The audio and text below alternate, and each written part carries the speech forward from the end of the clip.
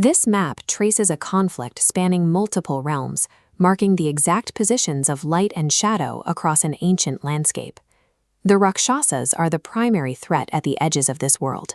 They target forest ashrams, extinguishing the ritual fires that maintain the world's order. When these fires go out, the forest sages lose their connection to the divine. The underlying structure of the world begins to fray. To counter a disruption of this magnitude, the world requires an intervention that is the Rakshasas in both scale and power. Far from the burning forests stands Ayodhya. It is a city designed for stability, standing in contrast to the spreading disorder outside. This city follows a geometric grid, with broad avenues leading to a central palace complex. Every street reflects a standard of human order. To prevent chaos from entering, the population is enclosed within 7 layers of walls and a reinforced moat system. King Dasharatha oversees his fortress, maintaining a system where every citizen follows a prescribed duty. However, the king has no children to take the throne. When Dasharatha dies, the line of succession ends, and the city's governance has no clear path forward. No wall is high enough to stop the passage of time. Without an heir, Ayodhya's order is finite. The city is effectively waiting for its own expiration. Dasharatha initiates a state ritual of the highest order to secure his lineage, the Putra Kameshti Yagya. Hundreds of priests coordinate for days, maintaining a single sacrificial fire. Every chant and offering must be performed with specific timing to reach the celestial powers.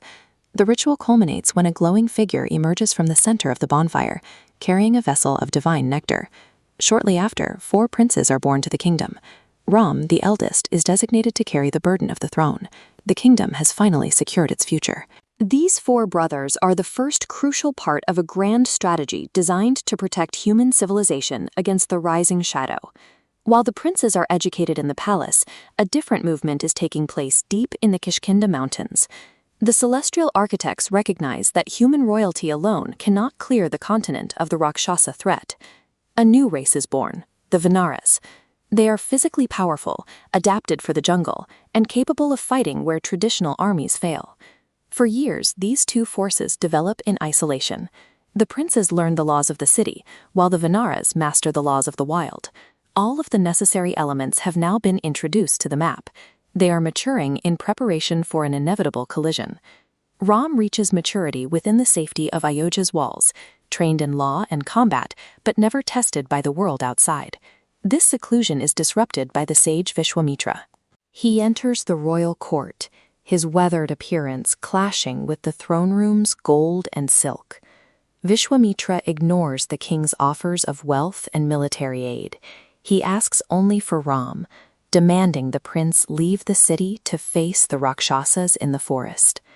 The sage explains that the shadow has grown too large for his own powers to contain.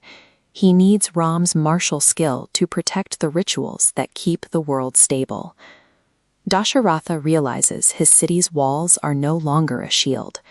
To save the kingdom, he must allow his heir to enter the very danger he spent a lifetime trying to exclude. Ram was born to solve more than a succession crisis. He is the answer to a global imbalance, and his departure marks the moment the quiet preparations end and the conflict begins.